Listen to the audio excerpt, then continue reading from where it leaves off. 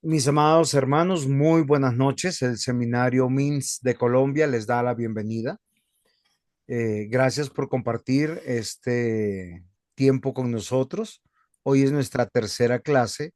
Es una introducción a la teología del pacto. Pero queremos comenzar poniendo nuestra vida y este tiempo en las manos de nuestro Dios. Entonces, Alex, ¿puedes orar por nosotros, por favor?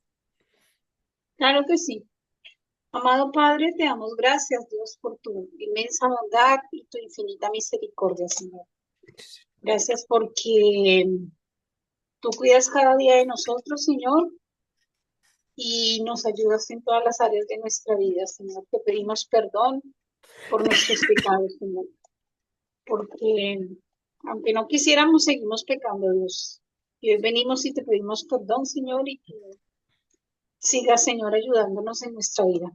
Te damos gracias por esta clase, Señor. Gracias por nuestro pastor que nos va a enseñar, Señor, y te pedimos que seas tú iluminándonos para poder entender, Señor, todo lo que sale en clase. En el nombre de Jesús, amén. Amén. Muy bien, mis amados hermanos, yo quiero retomar un poquito para dejar algo en claro. Como estamos dentro de un curso de teología y particularmente este es un curso de teología sistemática, o sea, de alta teología, yo tengo que hacer un resumen. ¿Qué es la teología del pacto? Porque la teología del pacto es una forma de interpretar la Biblia que enfatiza los pactos que se van desarrollando a lo largo de la narración de la Biblia. La Biblia comienza en Génesis, termina en Apocalipsis y hay un cruce longitudinal, cronológico, claro para cada uno de nosotros. Todo, toda la narración comienza con algo muy puntual que es maravilloso. Y eso puntual y maravilloso que comienza se trata con la creación de todas las cosas. Sin embargo, nosotros tenemos que mirar un marco principal de la relación entre Dios y la humanidad creada. O sea, Dios se relaciona con esta humanidad a través de su pacto. Desde una perspectiva reformada, presbiteriana, para nosotros es fundamental. O sea, nosotros no podemos hacer una interpretación dispensacional. ¿La palabra dispensacional les es conocida, familiar para ustedes?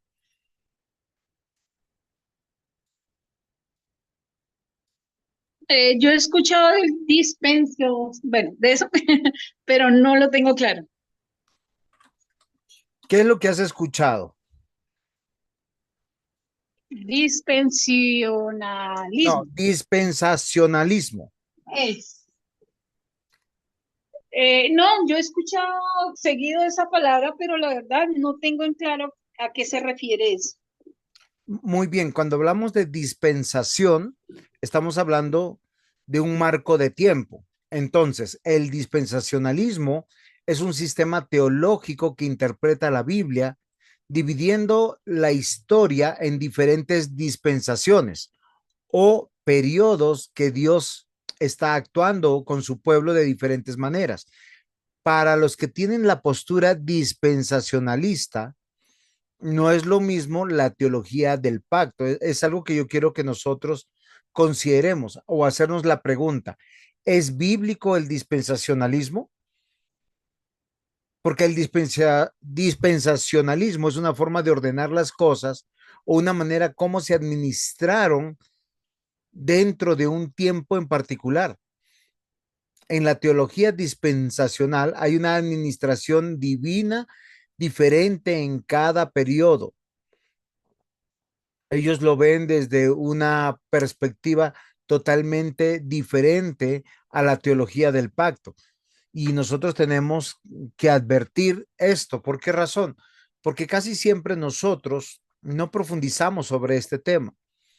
Nosotros tenemos que considerar algunas cosas, mis amados hermanos, porque cuando nosotros pensamos que nos hablan de la Biblia, pareciera ser que todo el mundo tiene la razón, pero nosotros tenemos que considerar que el sistema dispensacional habla de 7 maneras como Dios ha tratado su relación con el hombre y en las 7 oportunidades ha cambiado.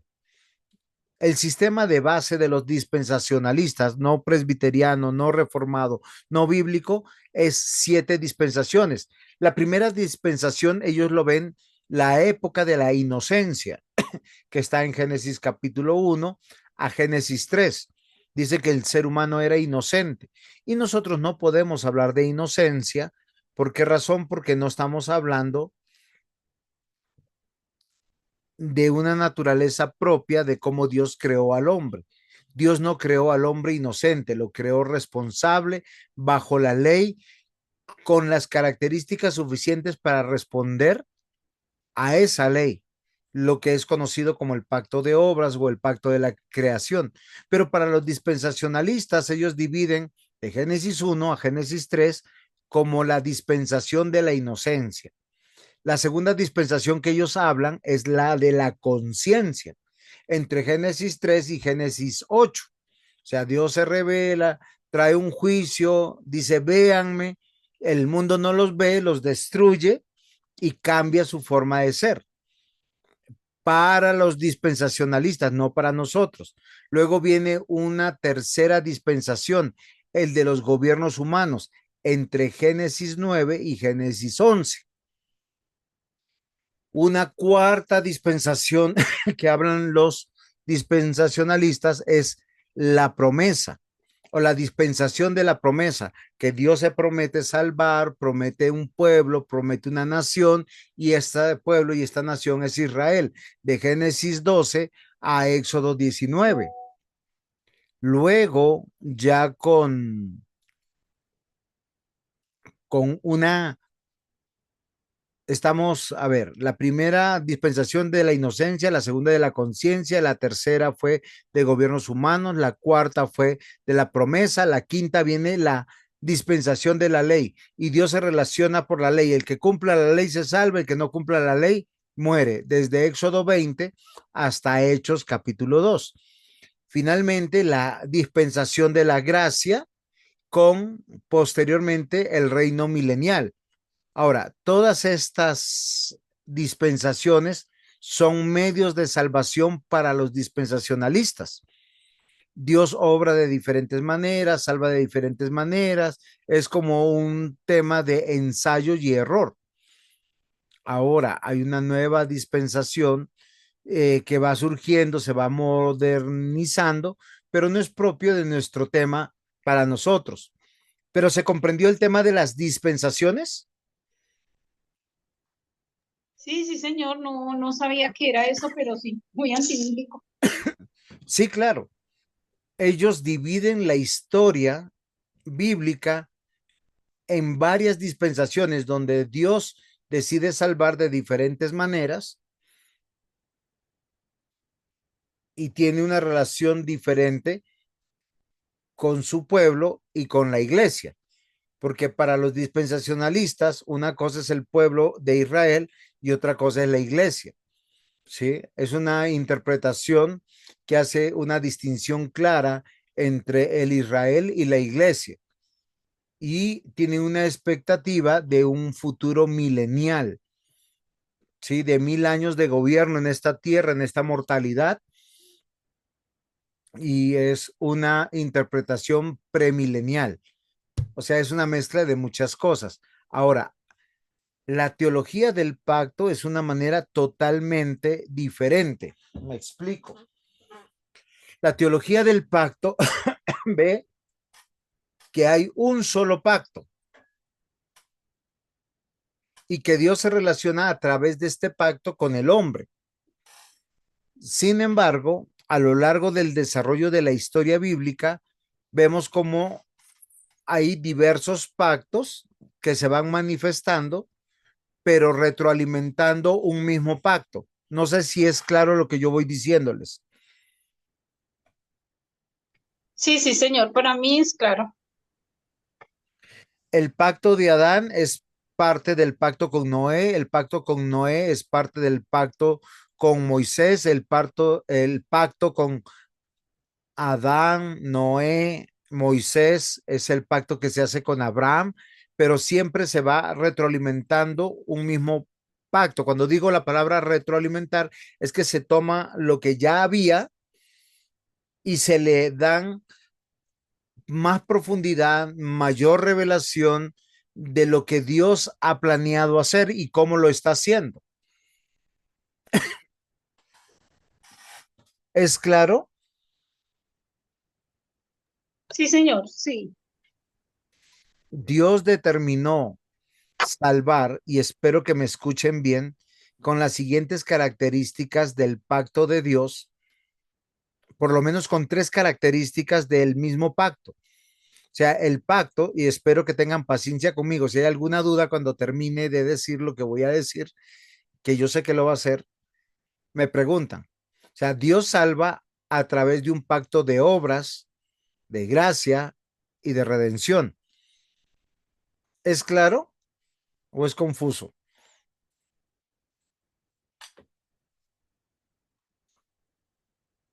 Obras, gracia y redención. Sí, señora. O sea, el pacto de Dios tiene la característica de obras, gracia y redención.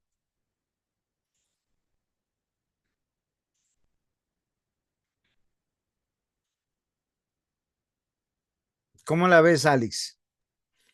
Lo estoy rebobinando. Bueno, obras por la obra que el Señor hizo, ¿sí? No, ¿No? no, pero ya me explico. Lo que sucede que siempre es que a veces escuchamos rápidamente a los predicadores y es verdad lo que tú dices. Cristo hizo una obra suficiente, plena.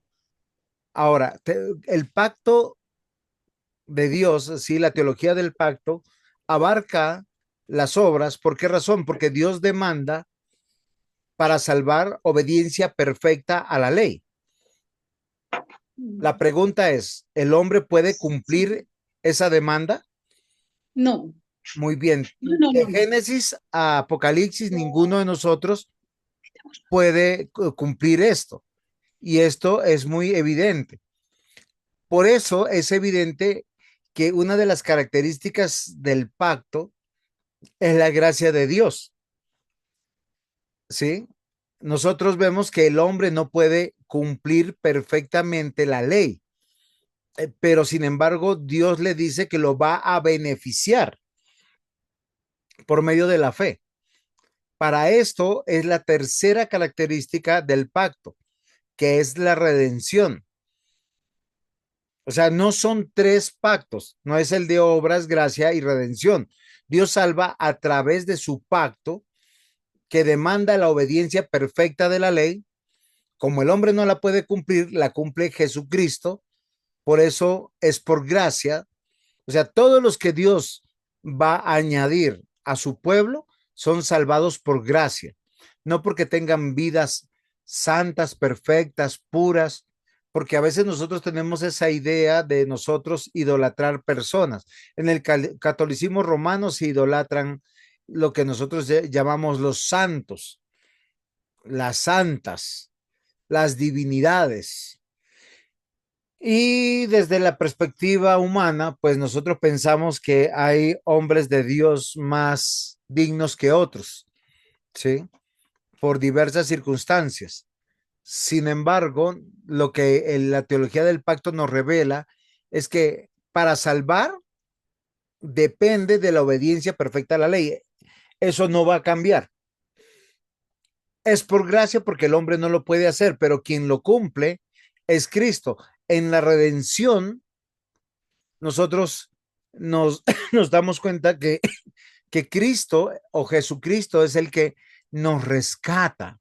Ahora, toda la teología del pacto está basada en algo muy importante, único, articular, con vinculante, concatenado, que es la palabra de Dios. Ahora sí, Alex, ¿está más claro?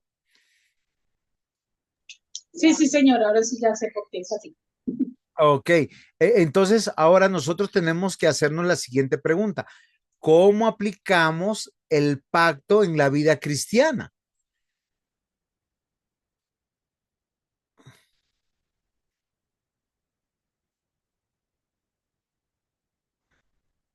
¿Cómo aplicamos? ¿Cómo lo aplicamos en la vida cristiana? Recuerden que los aspectos de la teología del pacto es el perfecto cumplimiento de la ley, es por gracia y lo hace Cristo. Listo. ¿Cómo lo aplicamos? O sea, ¿cómo aplicamos ese entendimiento? Entonces yo puedo decir, como yo he escuchado en algunos medios, ¿no? Salvo siempre salvo. Pase lo que pase, diga lo que diga, Dios hace su voluntad. ¿Sí? ¿Sí, sí me comprenden? Ujú, sí, señor. A ver, o sea, práctico es, si yo creo en Jesús, creo en eso, en ese pacto, mi vida tiene que cambiar, porque Él me redime. Se supone que Él me salva de todos los pecados, me salva de la muerte eterna, me salva de todo. Yo debo cumplir la ley. O sea, porque no, si yo sí creí en esa obra redentora, debe haber un cambio en mí, debe haber un arrepentimiento y un cambio. Correcto, mi hermana. Entonces, ¿cómo se aplica la teología del pacto en la vida cristiana? La teología del pacto tiene aplicaciones prácticas en la vida cristiana, ya que la ayuda a los creyentes a comprender su relación con Dios, su propósito en el mundo. ¿Sí? O sea, Dios se vincula con su pueblo solo a través de su palabra. Y es algo que es muy interesante para nosotros. Esa relación personal con Dios nos lo dice la teología del pacto, que es a través de su palabra. Y nosotros tenemos que entender que es a través de su palabra y su palabra es tres letras. ¿Qué se le viene a la cabeza?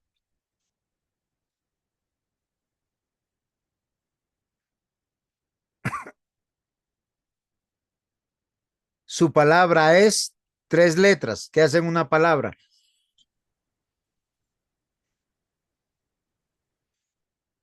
Hello. Es pura. Ahí hay cuatro letras.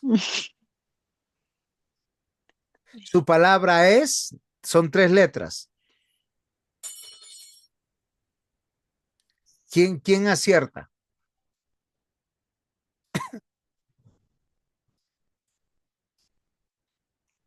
De- su palabra es, o sea, cuando Dios dice no matarás, ¿eso qué es? Un consejo, una sugerencia. ¿Es ley? Un mandamiento, Ah, ok, ah, sí, perfecto. Esa es la palabra que estamos buscando, ley.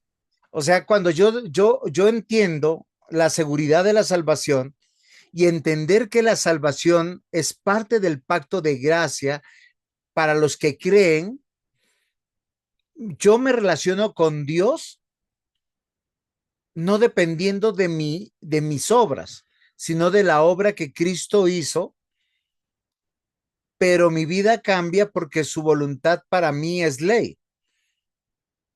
Entonces, frente al consuelo de los tiempos difíciles o de los tiempos fáciles, la teología del pacto siempre nos va a mostrar a nuestro Dios y Padre que reina, que gobierna providente. Él siempre está en favor de su iglesia, de los creyentes, y nos ayuda a encontrar esperanza, fortaleza en medio de las pruebas. Y nos llama a vivir en una vida en comunidad. ¿Sí es claro lo que les voy diciendo? Esta vida en comunidad nos ayuda a algo muy importante. Saber que somos parte de un hogar, pero a su vez parte de una iglesia, permanentemente, donde vivimos en comunión, donde nos apoyamos, donde crecemos juntos, donde vivimos la fe. Por eso el Señor Jesús dijo, por sus frutos los conoceréis. No es por lo que dicen, sino como obran. ¿Es claro ahora sí lo que les estaba diciendo? sí, señor. Entonces, ahora, ¿por qué yo quiero llamar su atención? Porque nosotros fácilmente cuando hablamos de la teología del pacto, nos acordamos de todos los pactos que Dios hizo con su pueblo, pero nos olvidamos que todos los que son parte del pacto tuvieron que hacer lo que está en pantalla. Y en pantalla vemos que todo el pueblo aprendió a confiar en la palabra de Dios. Su palabra es confiable. Sí, sí es comprensible. ¿Por qué la palabra de Dios es Sí, confiable, Alex? porque es verdad, es la ley, es lo que Dios establece, Muy me bien. lleva por un camino seguro. No, tú lo has dicho y nosotros tenemos que considerar. O sea, cuando yo veo los pactos de Dios en la historia de la redención, en la historia de la Biblia, yo tengo que hacer algo interesante, ver cómo Dios Estoy en clase, informa, si quiere mándeme mensajes por acá mientras yo voy en clase. cómo Dios informa a su pueblo a través de su palabra, pero su palabra para su pueblo, para los beneficiarios del pacto, no importa en la época que estén o en qué pacto estén del Antiguo Testamento, es normativa, es jurídica, porque es la voluntad de Dios y tiene implicaciones a nuestra vida, tiene prerrogativas, disposiciones, y nosotros tenemos que considerar esto. Si nosotros meditamos un poquito, cuando decimos que la palabra de Dios es confiable, tenemos que meditar. Dios nos dejó por escrito su propósito, sus promesas y garantía para que no tengamos duda de lo que nos dice. Recuerden, o sea, la palabra de Dios es la voluntad de Dios y la dejó escrita. Y esa tiene un propósito actual, permanente, para los miembros del pacto de Dios. Sus promesas, sus garantías, nos debe llevar a confiar. ¿Qué significa eso? Que no debemos tener duda de lo que nos dice. Cuando nosotros defendemos su palabra, cuando nosotros practicamos su palabra, cuando nosotros obedecemos su palabra, nosotros estamos atendiendo sus demandas y nos estamos comprometiendo. El registro escrito es la mejor garantía, queridos hermanos, de comprender que hay un solo pacto. Dios salvó de una sola manera. Es por gracia. Es porque el hombre no se puede salvar a sí mismo, porque la demanda de la ley es el cumplimiento estricto y perfecto, y solo Cristo lo hizo. Por eso, la teología del pacto hace un énfasis en la redención. Cristo compró bajo el precio de su vida, el derramamiento de su sangre, nuestra salvación. Y esa es la mejor garantía oficial, segura, inviolable contra cualquier excusa que nos quieren decir que la salvación es por obras, porque la salvación es por gracia. Su voluntad revelada nos deja sin excusas ante Dios, creador y sustentador de todas las cosas, pues sus normas y deberes están claramente estipulados y se nos capacitó para poderlos cumplir y conocerlos con sabia y sensata sabiduría, pues todos sus principios son de público conocimiento y de sensata aplicación. Cuando pensamos en la ley, no estamos pensando solamente en la ley ceremonial, ni solamente en los aspectos morales. La Biblia habla de una relación vertical, individual, personal con Dios de cada individuo del pacto, pero a su vez de manera colectiva. No estamos solos. Dios no salvó una persona o agentes libres. Él salvó una comunidad, la comunidad de la fe. ¿Esto es claro, mis amados hermanos? ¿O tienen alguna pregunta hasta aquí? Lo que hemos ido aprendiendo nos debe llamar a este desafío. Por eso yo les decía las características del pacto de Dios, que está enmarcada en tres proposiciones. ¿Cuáles son esas tres proposiciones, Alex? Obras, gracia y redención. Ok. La ley demanda obediencia perfecta de toda la ley. Es por gracia porque el hombre no la puede cumplir, ni, ni antes de la caída y mucho menos después de la caída. Las evidencias son claras. Por eso la redención en la teología del pacto es un aspecto fundamental, pero su voluntad revelada nos deja sin excusas a nosotros ante nuestro Dios, creador y sustentador de todas las cosas, pues sus normas y deberes están claramente estipulados y se nos capacitó para poderlos cumplir y conocerlos con sabia y sensata sabiduría, pues todos sus principios son de público conocimiento y sensata aplicación. ¿Esto es claro, mis amados hermanos?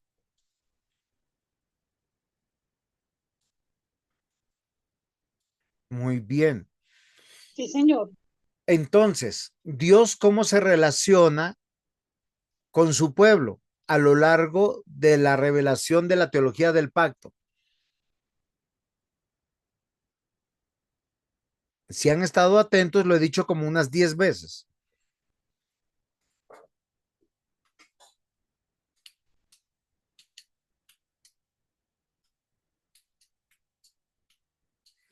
Dios, ¿cómo se relaciona con su pueblo?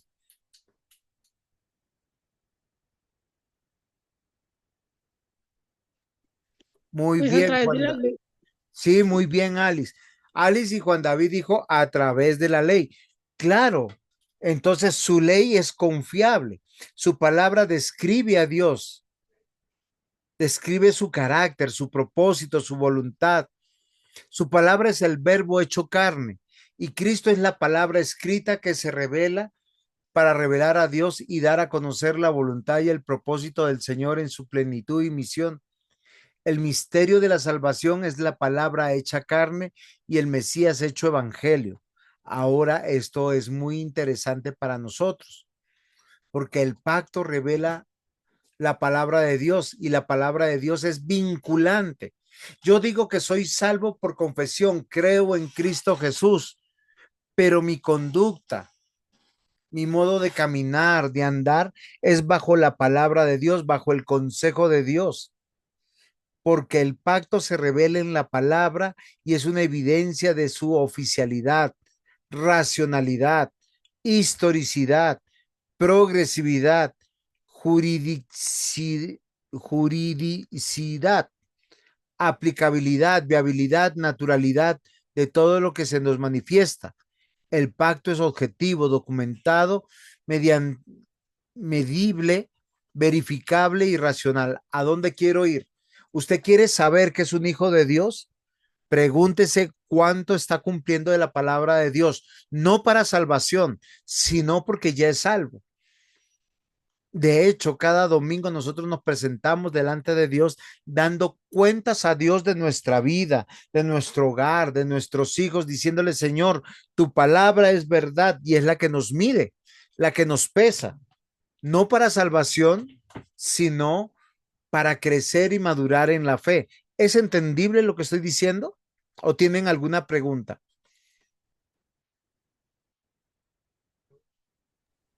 Para mí fue entendido. ¿Y qué has entendido hasta aquí, Alex? Bueno, que yo cumplo la ley del Señor, pero no porque yo sea capaz, sino porque yo ya soy salva. O sea, ya por la salvación que tengo, eh, debo cumplirla. Que de pronto nosotros seguimos siendo pecadores, pero debo cumplir. Y lo cumplo es por gracia, porque el Señor es el que sostiene. Amén.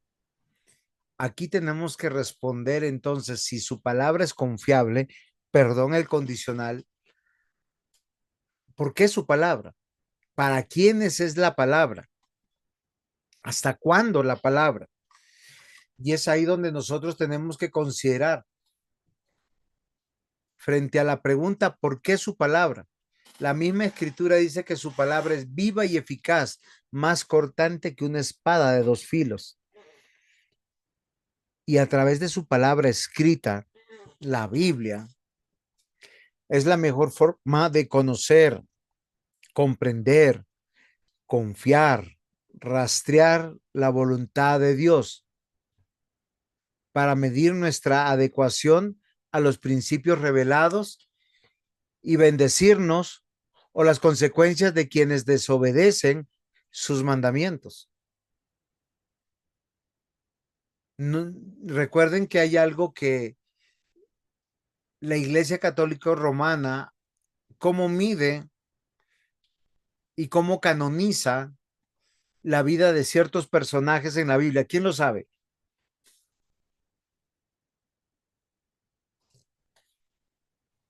Eh, Ellos los canonizan supuestamente porque hacen milagros o Ok. porque supuestamente son, bueno, santos, pero ellos tienen un concepto de santidad totalmente diferente.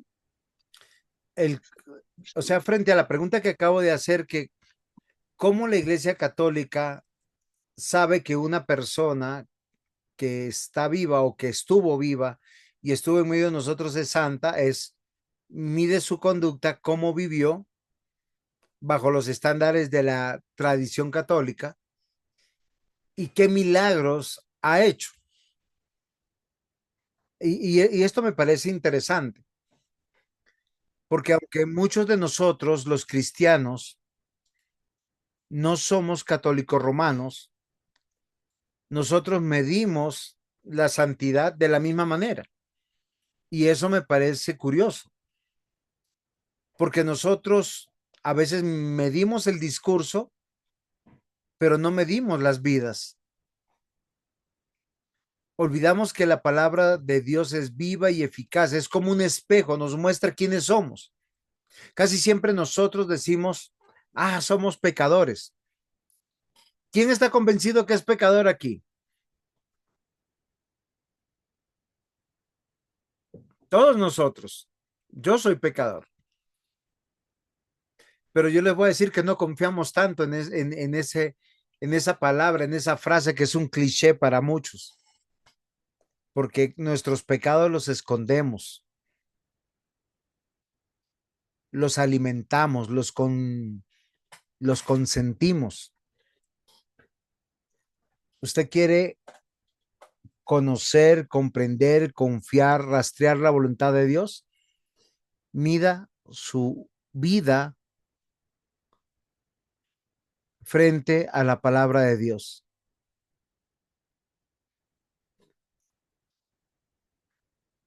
Y es algo que es muy interesante, mis amados hermanos. ¿Para quiénes es esa palabra de Dios? Obviamente, para los súbditos que están beneficiarios del pacto de Dios. Dios nos salva y dice, si me amas, guarda mis mandamientos. En esto conoceréis que sois mis discípulos y os amáis los unos a los otros.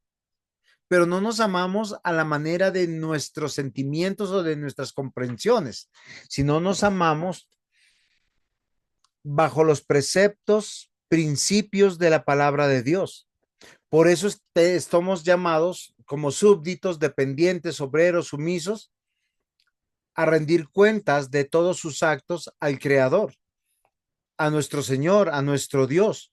Y lo hacemos a través de la organización de la asamblea, a través de la organización de la congregación, que eso es la iglesia. Esto es muy interesante. ¿Por qué razón, mis amados hermanos? Porque de esa manera todos los creyentes estaremos siempre bajo la palabra de Dios que es eterna. ¿No les parece particular que la palabra de Dios sea eterna? Sí, claro, porque es Dios es eterno. Ok. siendo, y yo quiero que me escuchen bien y queda grabado, cualquiera que esté viendo la grabación, tiene alguna duda, por favor, a través de correo electrónico o del WhatsApp, normalmente siempre al finalizar la clase sale en pantalla las dos cosas, o en el chat del YouTube, porque siempre se deja abierto. Yo quiero que nosotros pensemos, la palabra de Dios es eterna y dice, no robarás. ¿Qué significa eso en la eternidad, en el cielo? Acá en la tierra, yo sé qué significa, que yo voy a respetar lo que Dios le dio a Alex, a Raquel, a Jenny, a Nancy, a Juan, a ver quién más está acá, al diácono Aldemar. Bienvenidos todos. Acabo de ver quiénes están conectados. Eso significa acá en la tierra y en la eternidad, ¿qué significa no robarás?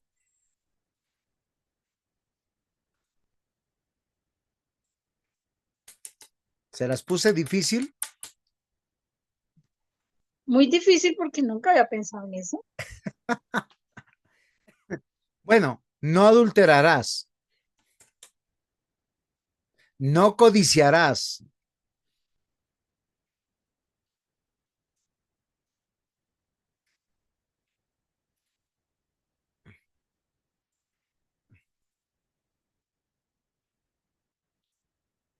¿Alguien quisiera participar y nos ayuda? Recuerden que estamos hablando de la teología del pacto, del reino de Dios. Dios se relaciona con su pueblo por medio de su palabra. Nosotros conocemos su palabra y la obedecemos para manifestar que somos el pueblo de Dios. Alex, Pues yo analizo que esos son pecados, o sea, es la ley. Si uno llega a hacer eso, está cometiendo pecado, pero esos pecados son temporales, o sea, en la porque son eternidad no solo son. para, solo si nosotros estamos aquí en esta tierra. De resto no creo, no podemos adulterar, no podemos robar. No, yo no En la dije eso. eternidad no. Lo que yo dije, ¿qué significa ese mandamiento en la eternidad? Hemos dicho, su palabra es eterna.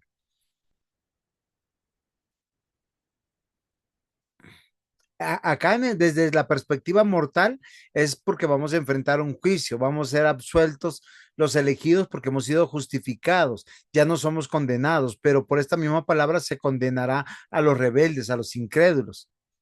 Pero recuerden que su palabra es guía en todo lo que somos, hacemos y regula nuestra conducta y mide la luz en la que nosotros vivimos y es para su gloria eterna y soberana. ¿Qué significa esa ley que ustedes me dicen y que yo creo y que la Biblia dice que su palabra es eterna?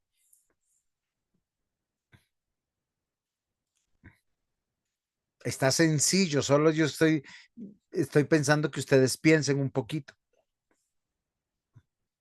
Miren, en Juan 14, Jesús le dice a sus discípulos, no se turbe vuestro corazón. ¿Creéis en Dios? Creed en mí. ¿Qué sigue?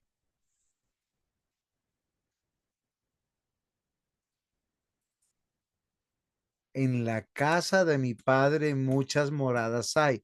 Voy pues a preparar lugar para vosotros. ¿Si es así o no es así el texto? Lo estoy diciendo de memoria. Sí, señor. Muy bien. Solo piensen, la palabra de Dios nunca va a ser abrogada y ella siempre es permanente. ¿Qué significa? Primero que vamos a tener una vida real. Posiblemente vamos a tener posesiones para administrar, las cuales vamos a disfrutar para nuestro Dios. ¿O ustedes piensan que vamos a estar por la eternidad, día con día, minuto tras minuto, hora tras hora, como pintan las mitologías griegas? Las mitologías griegas dicen que hay un templo lleno de muchas personitas que cada minuto, a la mañana, a la tarde, a la noche, están diciendo, Júpiter, te alabamos, Júpiter, te adoramos, bendito sea Júpiter, dedican canciones y todos ellos que están ahí haciendo eso hacen más fuerte al dios Júpiter. Eso es una mitología. La Biblia dice que Dios se vincula con su pueblo por medio de su palabra. Lo más probable es que vamos a tener una vida real donde vamos a poder cumplir los mandamientos, dijo Alice. No, no es que no vamos a pecar. Tenemos que verlo en sentido de estar glorificados, por lo tanto positivos. No va a haber relación ni con la muerte, ni con la enfermedad, ni con el dolor. El Señor dice que ya tiene un lugar para nosotros, tiene una casa, hay calles, hay una repartición de lugares, todos tenemos dones y talentos. Si yo aparezco con el talento de cantar en la eternidad, lo más probable no soy yo, es otro. Jesús, a través de su resurrección, nos mostró que era el mismo, aunque glorificado. ¿Encuentran coherencia con lo que yo les digo?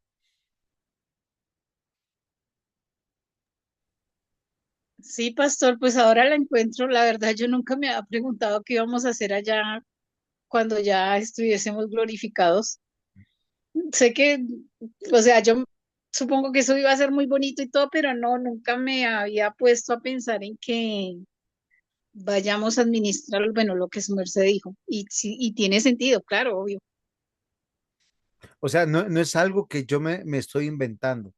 Dios llamó a Abraham a relacionarse con él y vivir en su pacto. Y Pablo dice que Abraham vivió como extranjero, como advenedizo, pensando en que él iba a vivir en la patria celestial.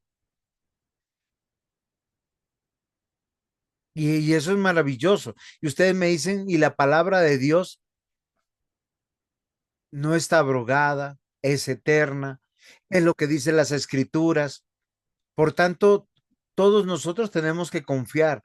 Miren, mis amados hermanos, yo por eso les llamo hoy a confiar. Recuerden que Pablo cuando escribe a los de Galacia dice los deseos de la carne son contra el espíritu y el espíritu contra la carne. Pero quien vive bajo la guía del Espíritu Santo puede vivir sabiendo que ha cumplido la ley. Porque la palabra de Dios revela el pacto de Dios. Y tenemos que vivir en esa confianza, en esa seguridad. Una de las cosas que hoy en día, lamentablemente, las personas viven es pensando en su dignidad, pensando en su conveniencia y no pensando de manera correcta. Hoy en día muchos crean divisiones buscando su favor. Aquí la escritura hace solo una división entre los que están dentro del reino y los que están fuera del reino. Los que están dentro del reino están llenos de confianza, de seguridad. Hay una guía histórica, metodológica para vivir para su gloria y disfrutar de su bendición. ¿Cómo nosotros lo llamamos? Ley moral, ley civil, ley ceremonial. Amados hermanos, la ley de Dios nunca ha pasado de moda. Por eso el llamado hoy es a confiar en su palabra, en su promesa. Satanás siempre cuestionó eso, con que Dios os ha dicho. Las nuevas herejías, el abandono de la ortodoxia, genera nueva ortopraxis y la nueva ortopraxis genera una nueva ortopatía. Me explico. Si usted no confía en la palabra de Dios, la cual es indispensable para vivir con gratitud, de esperanza, contentamiento y soporte de nuestra fe, usted va a querer hacer lo que hacían los fariseos. Los fariseos hacían manejable la ley. Ellos se cuidaban entre ellos, engañaban al pueblo. Al pueblo le pedían una cosa y ellos mismos no lo podían cumplir. No la cumplían, de hecho, se lavaban sus propios pecados. Hoy el llamado es a confiar en la palabra de Dios. Hebreos 4, versículo 12 dice, porque la palabra de Dios es viva y eficaz, más cortante que toda espada de dos filos, y penetra hasta partir el alma y el espíritu, las coyunturas y los tuétanos, y discierne los pensamientos y las intenciones del corazón. Confronta nuestro pecado, la palabra de Dios. Nos llama a novedad de vida. Hoy tenemos que pedirle al Señor que ustedes y yo confiemos en su palabra. La palabra de Dios es como Dios se relaciona con nosotros. Ella nunca va a claudicar o prescribir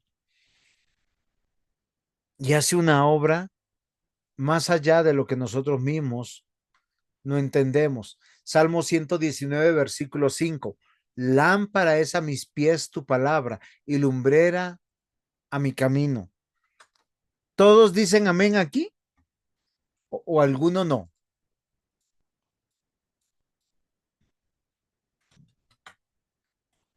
Es una pregunta. Amén. Qué bueno. La manera de rechazar a Jesús es cuando rechazamos su palabra para vivirla. La escritura dice en Juan 3:19, y esta es la condenación. La luz vino al mundo y los hombres amaron más las tinieblas que la luz, porque sus obras son malas. Todo aquel que hace lo malo aborrece la luz y no viene la luz para que sus obras no sean reprendidas. Mas el que practica la verdad viene a la luz para que sea manifiesto que sus obras son hechas en Dios. Ahora, miren que confiar en la palabra de Dios es acercarnos a Dios y se los puedo demostrar con un pasaje bíblico. Y este pasaje bíblico se encuentra en Génesis, Génesis 3. El hombre cayó en pecado. El hombre sabía por conciencia y racionalidad que Dios era bueno, lleno de gracia, bondadoso, todopoderoso, lleno de amor. El mismo Adán lo había dicho en el pasado, porque se alegró de que le dio la mujer y dijo, carne de mi carne, hueso de mis huesos. Por eso serás llamada varona. Dios conocía al hombre, pero cuando cae en pecado, ¿qué es lo que hace él?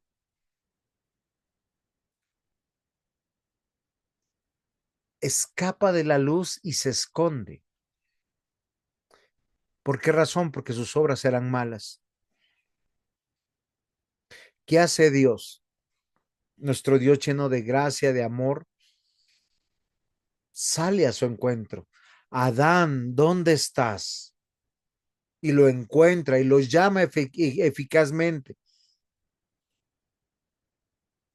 Pero ¿qué dice él? Me escondí porque oí tu voz.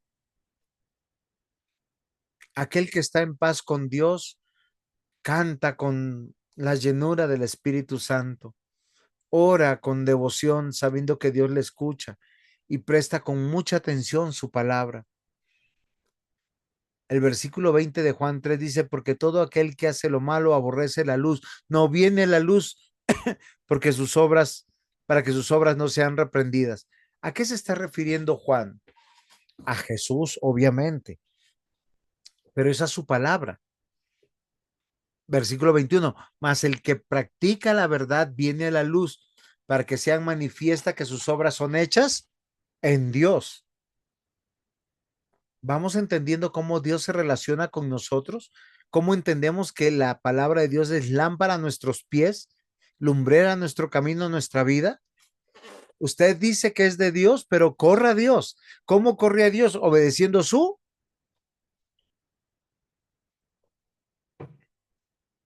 Palabra.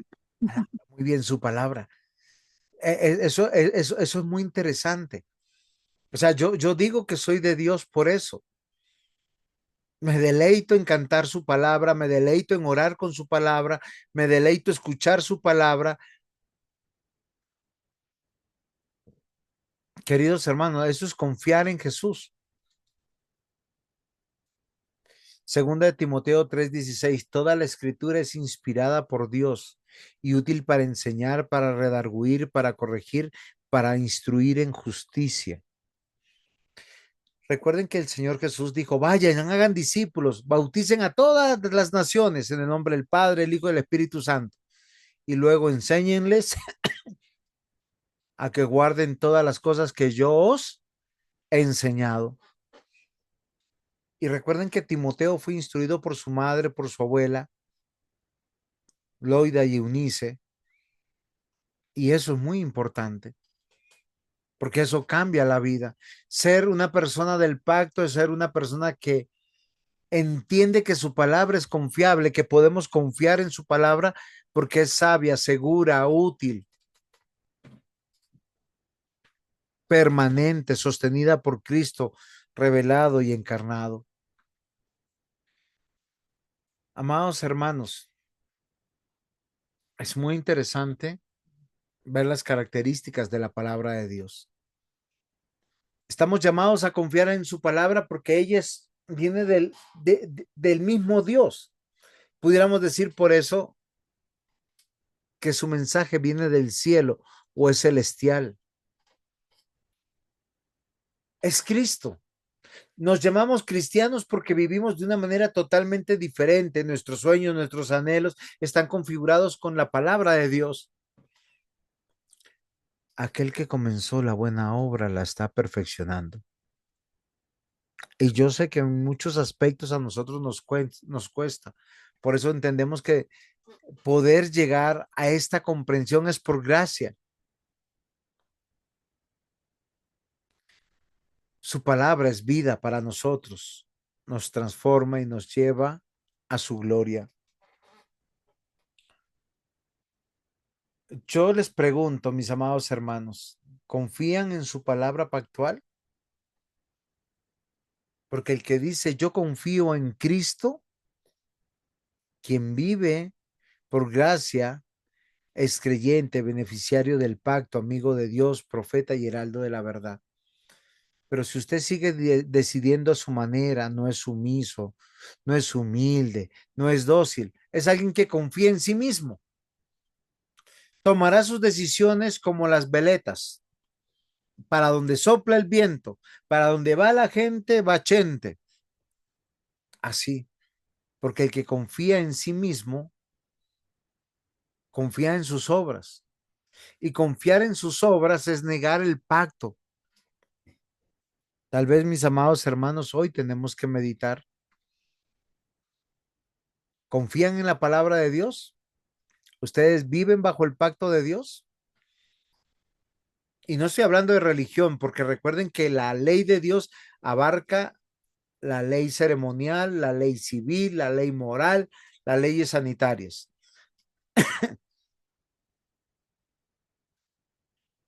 Eso significa vivir bajo el pacto. ¿Preguntas?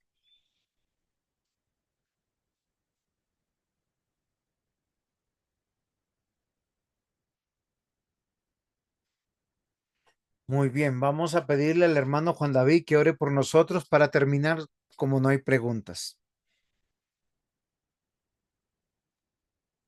Señor Dios, gracias por este hermoso día que nos das. Gracias, Señor, porque tú nos permites aprender cada vez más de ti. Señor, permite por favor que podamos entender y comprender todo lo que tú nos quieres enseñar. Haz que no estamos bendito y no nos revela. Muchas gracias por la guía y por la noche que llegó. Y cuidarnos y guardarnos a cada uno de los hermanos que estamos acá. Danos sabiduría para poner en práctica esto que aprendimos en Cristo Jesús. Amén y amén. Amén, mis hermanos. El Señor me los bendiga. Gracias, pastor. Bendiciones, hermanos. Gracias, pastor. Hasta luego. Gracias.